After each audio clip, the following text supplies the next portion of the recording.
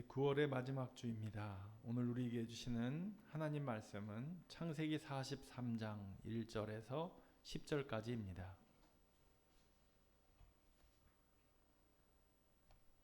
창세기 43장 1절에서 10절까지의 말씀입니다. 우리 하나님의 말씀을 자리에서 일어나서 한 목소리로 합독하겠습니다. 1절부터 읽겠습니다. 그 땅에 기근이 심하고 그들이 애굽에서 가져온 곡식을 다 먹음에 그 아버지가 그들에게 이르되 다시 가서 우리를 위하여 양식을 조금 사오라. 유다가 아버지에게 말하여 이르되 그 사람이 우리에게 엄히 경고하여 이르되 너희 아우가 너희와 함께 오지 아니하면 너희가 내 얼굴을 보지 못하리라 하였으니 아버지께서 우리 아우를 우리와 함께 보내시면 우리가 내려가서 아버지를 위하여 양식을 사려니와 아버지께서 만일 그를 보내지 아니하시면 우리는 내려가지 아니하리니 그 사람이 우리에게 말하기를 너희의 아우가 너희와 함께 오지 아니하면 너희가 내 얼굴을 보지 못하리라 하였음이니이다. 이스라엘이 이르되 너희가 어찌하여 너희에게 또 다른 아우가 있다고 그 사람에게 말하여 나를 괴롭게 하였느냐. 그들이 이르되 그 사람이 우리와 우리의 친족에 대하여 자세히 질문하여 이르기를 너희 아버지가 아직 살아계시느냐 너희에게 아우가 있느냐 하기로 그 묻는 말에 따라 그에게 대답한 것이니 그가 너희의 아우를 데리고 내려오라 할 줄을 우리가 어찌 알았으리까. 유다가 그의 아버지 이스라엘에게 이르되 저 아이를 나와 함께 보내시면 우리가 곧 가리니 그러면 우리와 아버지와 우리 어린아이들이 다 살고 죽지 아니하리이다. 내가 그를 위하여 담보가 되오리니 아버지께서 내 손에서 그를 찾으소서. 내가 만일 그를 아버지께 데려다가 아버지 앞에 두지 아니하면 내가 영원히 죄를 지리이다. 우리가 지체하지 아니하였더라면 벌써 2번 갔다 왔으리이다. 아멘. 자리에 앉겠습니다.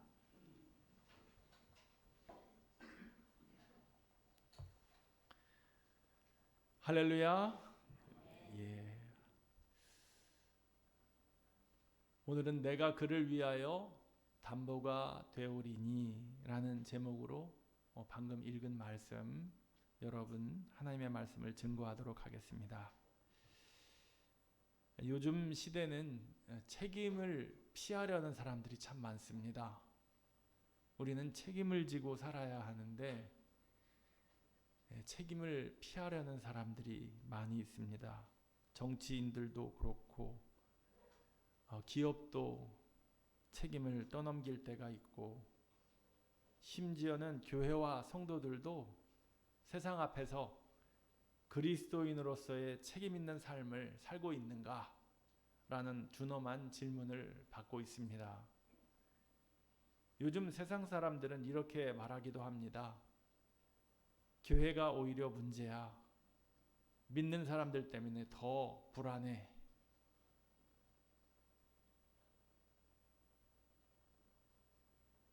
뉴스를 보면 그런 장면들이 나올 때마다 가슴이 아픕니다.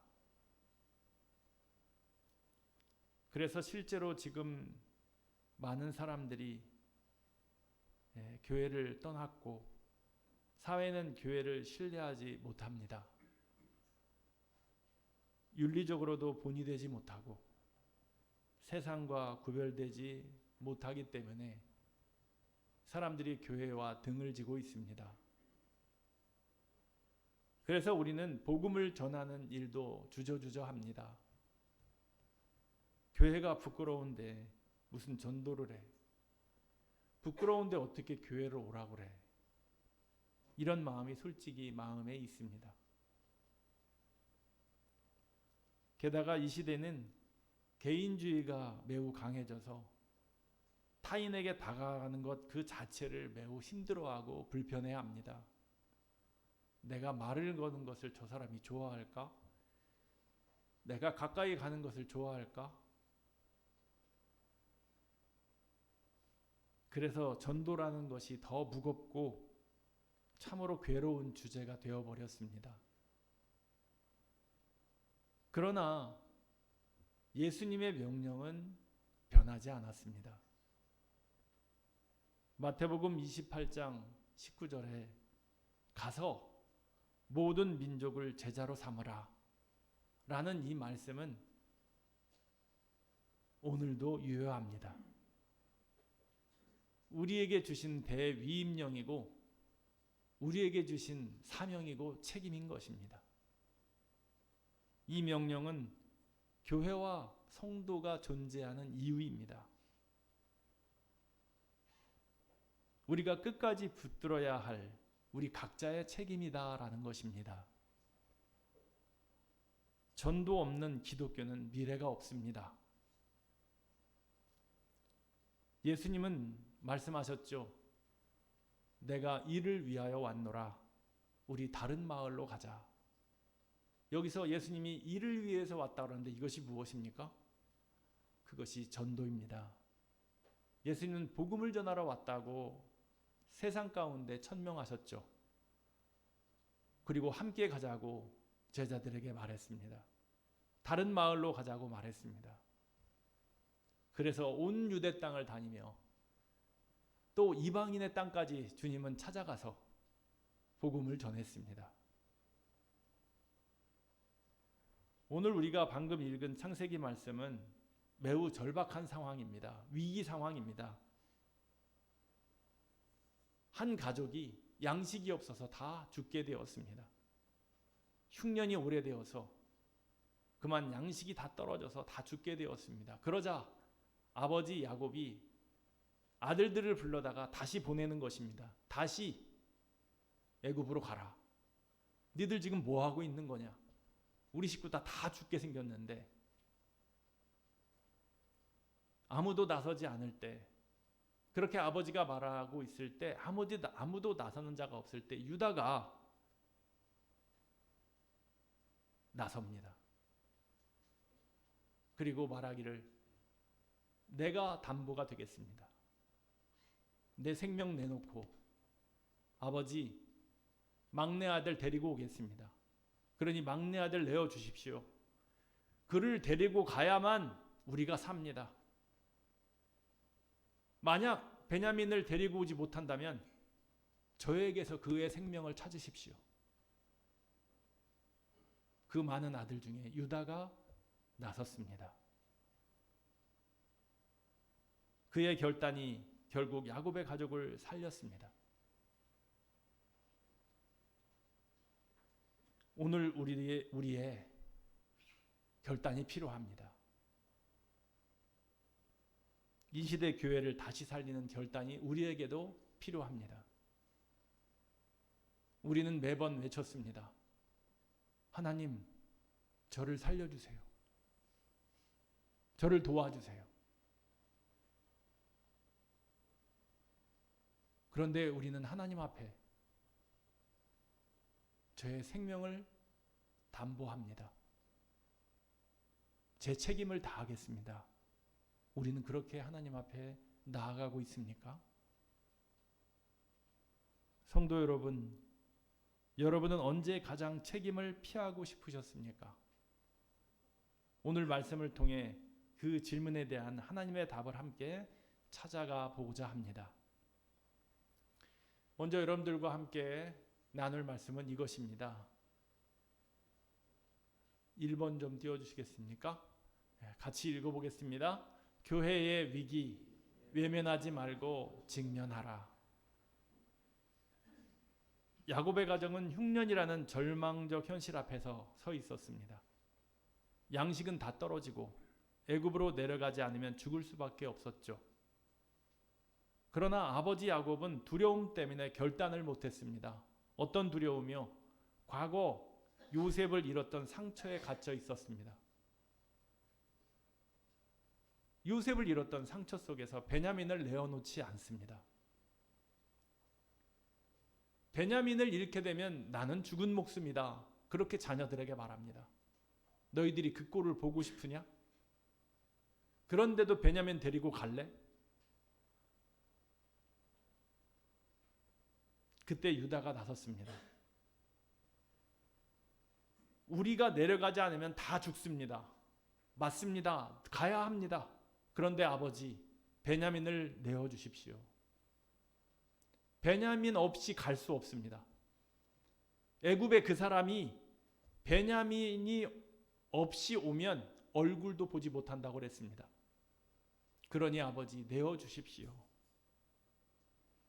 유다는 아픈 현실을 회피하지 않고 정면으로 직시하고 아버지 앞에 말했습니다. 다른 아들이 아무도 나서지 않을 때 유다가 나선 것입니다. 여러분, 오늘 교회의 현실도 이와 같습니다. 전도의 부담감, 교회의 쇠퇴, 세상의 외면, 이것을 직면하지 않으면 우리는 과거의 영광만 붙잡고 영적 기근 속에 쇠퇴할 것입니다. 우리의 전도를 부담스러워하는 이유는, 우리가 전도를 부담스러워하는 이유는 단순합니다. 첫 번째는 전도의 열매를 경험해 본 적이 없기 때문입니다. 두 번째는 내가 그리스도인이 된 것도 누군가의 헌신 덕분임을 우리가 잊어버렸기 때문입니다.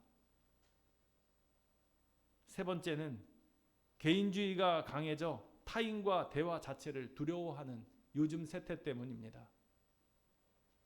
그러나 주님은 우리에게 말씀하십니다. 마태복음 5장 14절로 16절 말씀, 우리가 잘 아는 말씀이죠. 같이 읽어보겠습니다. 너희는 세상의 빛이라.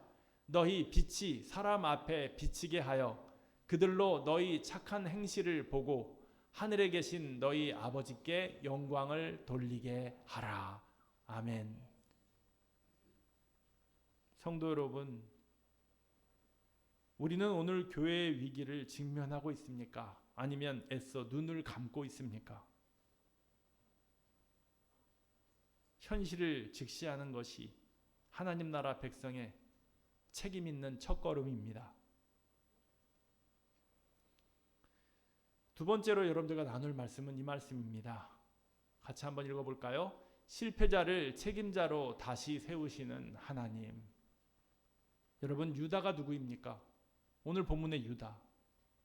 그는 요셉을, 자기 동생을 은 20에 팔아버린 장본인입니다. 그리고 잘 아는 것처럼 그는 며느리 다말과 함께 하룻밤을 보낸 인물입니다. 그래서 며느리에게 임신하게 했죠. 그가 유다입니다. 그렇게 수치스러운 실패를 경험했던 자가 유다입니다. 오늘 본문의 유다 이전의 유다의 이야기는 온통 수치스러운 얘기뿐입니다. 그는 실패자 중에 실패자였어요. 그런데 오늘 그는 달라진 모습을 보입니다. 어떻게 달라졌습니까? 오늘 아까 읽었지만 9절 말씀, 43장 9절 말씀을 다시 한번 읽어볼까요? 내가 그를 위하여 담보가 되오리니 아버지께서 내 손에서 그를 찾으소서. 내가 만일 그를 아버지께 데려다가 아버지 앞에 두지 아니하면 내가 영원히 죄를 지리이다. 아멘. 내가 그를 아버지께로 데리고 오리이다. 내가 영원히 죄를 지리이다. 라고 유다가 말했습니다. 내 생명을 찾으십시오. 내가 책임지겠습니다. 내가 담보가 되겠습니다. 그렇게 그는 고백했습니다. 이 고백은 단순한 약속이 아니었습니다. 과거의 실패를 그는 인정하고 생명을 걸고 집안을 위해 책임을 떠맡겠다는 약속이었습니다. 하나님께서 그를 그렇게 변화시키셔서 그렇게 쓰셨습니다. 실패자에게 하나님은 낙인을 찍지 않으셨습니다. 너는 실패자야. 그러니까 이제 아무것도 못해. 너에게 기대할 건 아무것도 없어. 하나님은 그렇게 말씀하지 않았습니다. 회개하고 돌아온 그를 결단하고 돌아온 그 유다를 하나님은 쓰셨다라는 것입니다. 여러분, 우리가 잘 아는 베드로는 우리가 아는 것처럼 예수님을 3번이나 부인했습니다. 그때 부활하신 주님께서 그를 찾아와 말씀하셨죠. 베드로야, 시몬아, 내 양을 먹여라. 내 양을 쳐라. 그렇게 다시 베드로를 세워주셨습니다. 바울이 주님을 만난 후에 이런 고백을 했습니다. 그런즉 누구든지 그리스도 안에 있으면 새로운 피조물이라. 예전의 것들은 아무것도 아니라는 것입니다. 그리스도 안에 들어오면 우리는 모두 다 새로운 피조물이 된다는 것입니다. 우리가 이전에 전도에도 실패했고 윤리적인 삶에도 실패를 경험했습니다. 그러나 중요한 것은 과거가 아니라 지금 현재인 것입니다. 지금 이 자리에서 전도의 책임 제가 지겠습니다라고 결단할 때 하나님은 우리를 다시 세워서 이 시대의 책임자로 삼으실 것입니다. 여러분 기억하십시오. 여러분이 이 자리에 있는 것도 누군가의 책임 있는 헌신 때문이었습니다. 나는 모태신앙인데요. 날 때부터 예수님 믿었는데요 라고 말하실 분이 계실 겁니다. 모태신앙도 그냥 신앙이 자라지 않습니다. 부모님의 간절한 기도와 인도하심 때문에 누군가의 헌신 때문에 지금 여기까지 온 것입니다. 친구의 기도, 한 전도자의 희생, 그것이 없었다면 오늘 우리는 여기 앉아있지 못했을 것입니다. 세 번째 여러분들과 나눌 말씀은 이 말씀입니다. 같이 한번 읽어보겠습니다. 생명을 건 책임, 열방을 살리는 구속사의 시작. 생명을 건 책임. 유다의 결단은 단순히 가족의 생존 문제가 아니었다라는 것입니다. 그것은 하나님의 구속사를 움직이는 결정적인 사건이었습니다. 그의 결단으로 야곱의 가족은 애굽으로 내려갔습니다. 그곳에서 그들은 부족이 아니라 작은 가정 공동체가 아니라 민족이라는 큰 공동체를 형성했습니다. 그래서 이 애굽의 바로가 그 히브리 민족을 두려워할 만큼 그렇게 강성해졌습니다. 수적으로.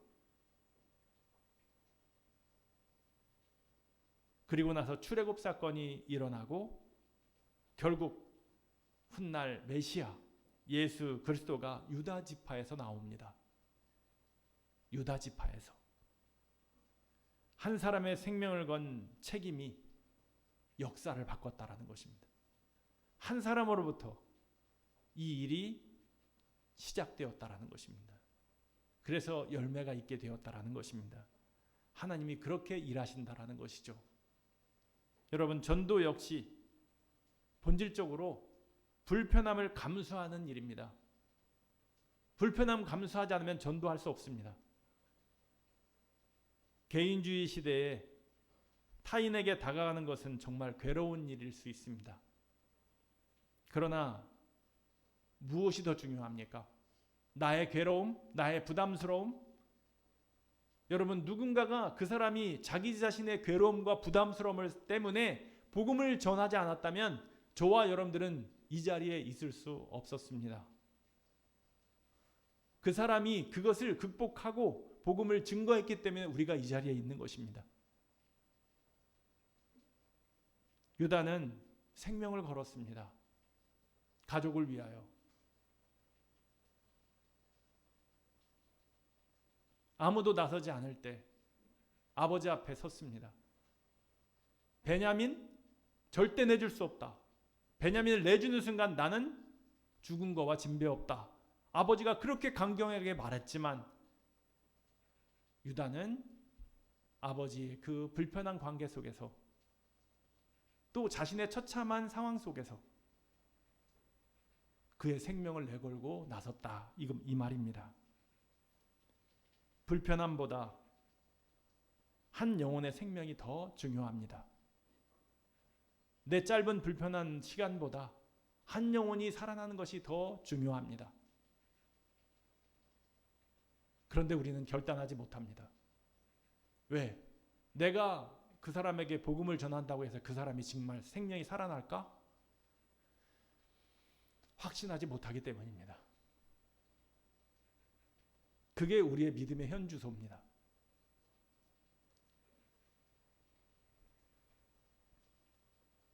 어떤 분은 그럴지도 모릅니다. 나 자신도 아직 살았는지 죽었는지 모르겠는데 어떻게 이런 마음으로 가지고 당신 예수를 만나야 살아납니다라고 말할 수 있어?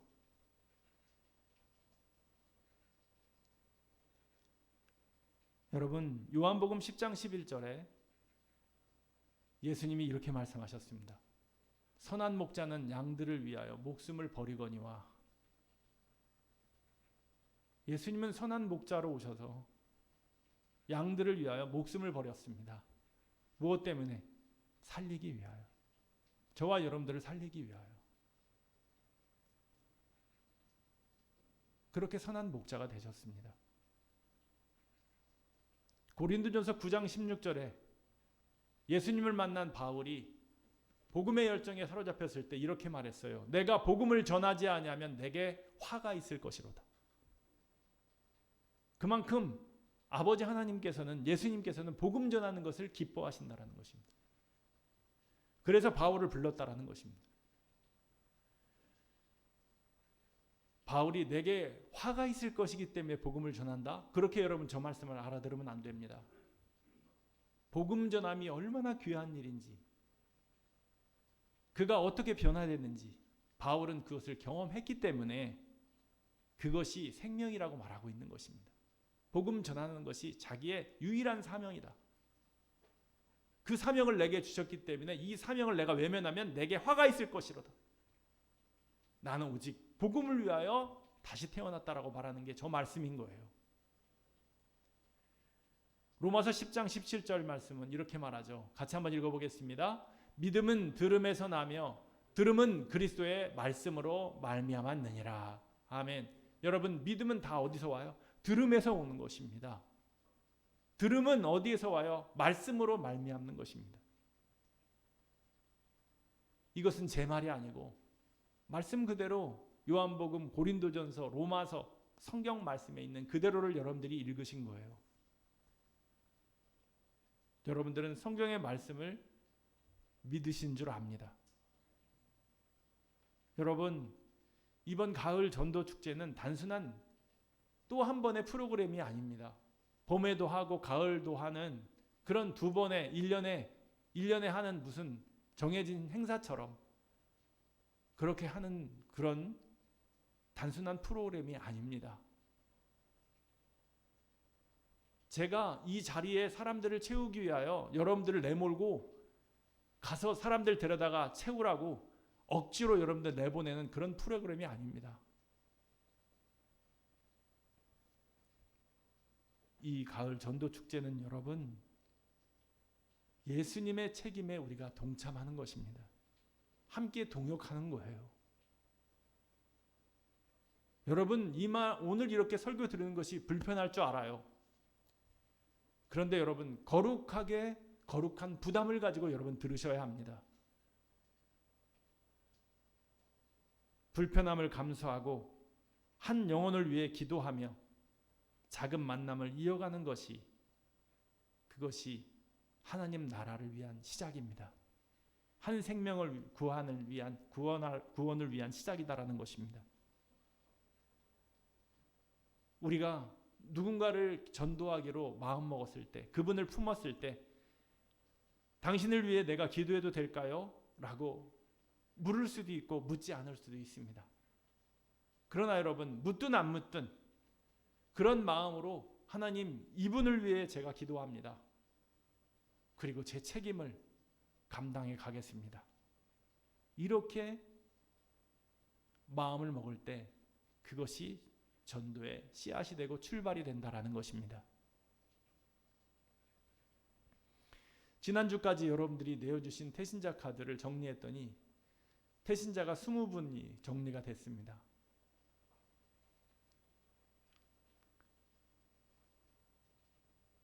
그 20분 여러분들은 어떻게 생각하십니까? 지난번보다 훨씬 조금 들어왔네. 그렇게 생각되십니까?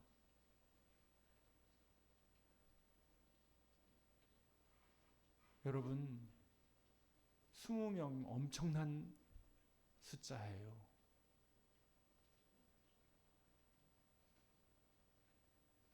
그냥 우스갯소리로 여기 20명이 더 와서 앉아있다고 생각해 보세요. 그거 떠나서 한 생명이 주님 앞에 거듭난 생명으로 나온다고 생각해 보세요. 그게 나라고 생각해 보세요. 그게 내 아들, 내 남편이라고 생각해 보세요. 그 사람이 주님이 찾으시는 한 생명이라고 생각해 보세요. 그 사람이 돌아온 탕자라고 생각해 보세요. 20명 작은 인원이 아니에요. 여러분 시골교회 가보셨죠? 할머니 할아버지들 6, 7분이 예배드리는 곳도 많아요. 그런데 20명? 그에 비하면 엄청난 숫자입니다.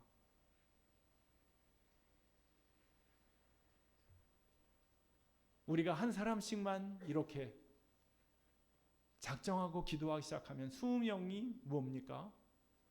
지금 여기 앉아 계신 분이 몇 분이신데?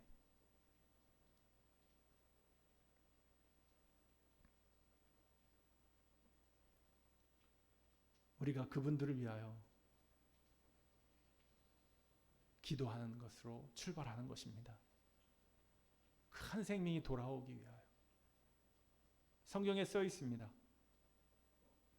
죄인 한 사람이 돌아와 하나님 품에 안기면 하늘에 잔치가 열린다고요. 하나님이 무척이나 기뻐하신다. 천국 잔치가 열린대요. 죄인 한 사람이 돌아오면.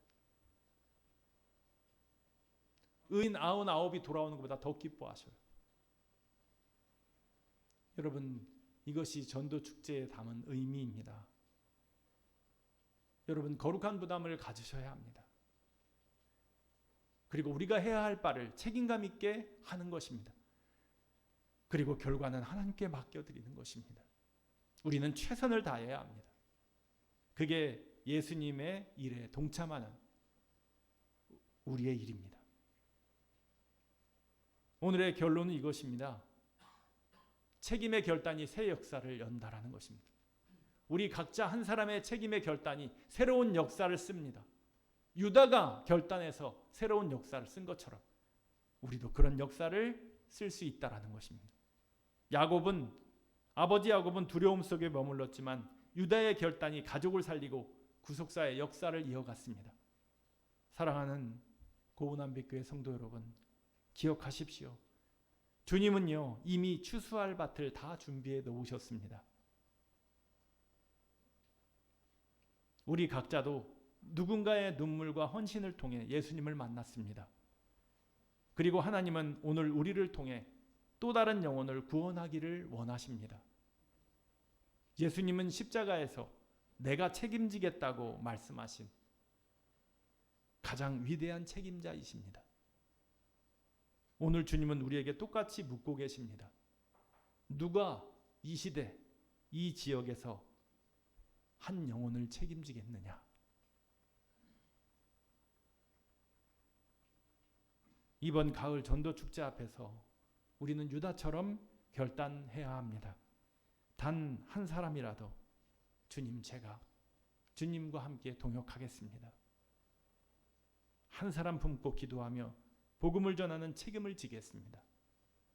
세상 속에서 구별된 삶과 윤리적 책임을 감당하는 제가 되겠습니다. 오늘 이 자리에 서 있는 우리가 이 시대의 유다가 되기를 주님의 이름으로 축원합니다. 그렇게 함께 도전하는 저와 여러분들이 되기를 소망합니다. 우리 같이 찬양합시다.